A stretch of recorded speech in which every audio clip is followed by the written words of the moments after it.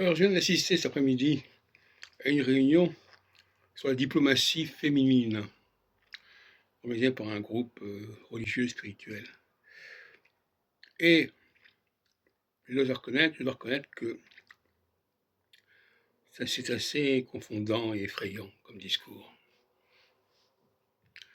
Les femmes utilisent comme un seul argument l'argument quantitatif.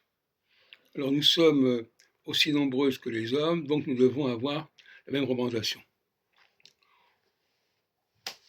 C'est d'une débilité profonde. C'est d'une simplification et d'un simplisme profond. À aucun moment, les conférencières qui sont intervenues se sont demandé en quoi consistait la différence entre les hommes et les femmes. C'est comme si, effectivement, on savait qu'il y avait une différence, bon, mais c'était secondaire. Ce qui est important, c'est l'éducation. Autrement dit, ce qui existe, qui est programmé au départ, c'est pas important. Ce qui est important, c'est ce qu'on en fait. Ce discours volontariste nous désole, quelque part. Oui. Correspond à une théologie bidon. La programmation première n'est pas celle de l'éducation, c'est celle du plan divin. C'est quelque chose de beaucoup plus profond, beaucoup plus ancien. Et ce qui est important, c'est de comprendre ce plan divin. Et de comprendre ce qui est la fonction, la mission des femmes dans le monde. Cette mission, elle est extrêmement basique. Il ne faut pas se leurrer.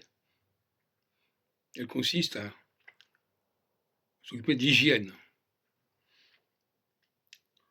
Grâce à un odorat très fort, elles sentent qu'il y a quelque chose qui ne va pas, il y a quelque chose qui est sale, il y a quelque chose qui est souillé.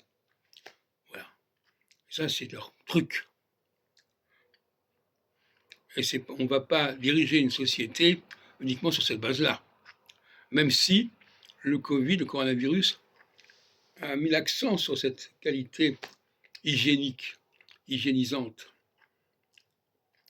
Ça a les étranges d'ailleurs, ça a favorisé certainement le féminisme, cette pandémie. Tout ce qui est maladie favorise. D'ailleurs, dans le mot maladie, il y a le mot mal. C'est pas par hasard. Quand quelque chose qui va mal, eh bien, ça va favoriser les femmes. Et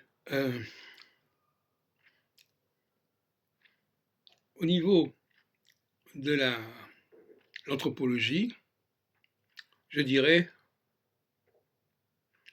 qu'on ne peut pas faire abstraction ni de la sensorialité, c'est-à-dire que les femmes ne savent pas nous protéger contre les erreurs, contre les falsifications, contre les contrefaçons, contre les incohérences des systèmes, des discours, et des religions, des interprétations. C'est pas là-dessus qu'elles peuvent nous protéger. Elles peuvent nous protéger contre le désordre hygiénique, olfactif, alimentaire. Ça va pas plus loin. Puis un deuxième problème qui vient, qui est le problème de la cyclicité, et des moments où, selon l'astrologie septennale, on est en phase Chesed. La phase Chesed, c'est une phase d'involution. C'est une phase de chaos, de tohu-bohu.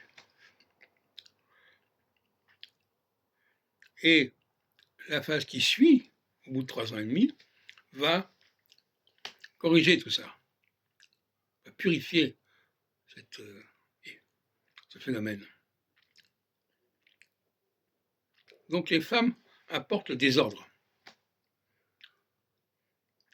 Les hommes apportent de l'ordre, du vrai, véritable ordre.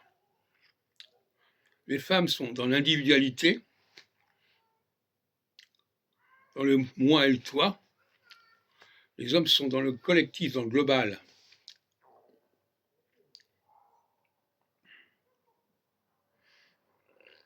Et cycliquement, il y a toujours un moment où, lorsque les femmes ont repris un peu du poil de la bête, en face recède, c'est-à-dire où les valeurs sensorielles les plus basses, les plus animales sont valorisées, il y a toujours un moment où ça s'arrête. Et à ce moment-là, il y a une régression des femmes. Exactement, les femmes ne sont plus écoutées, ne sont plus crédibles.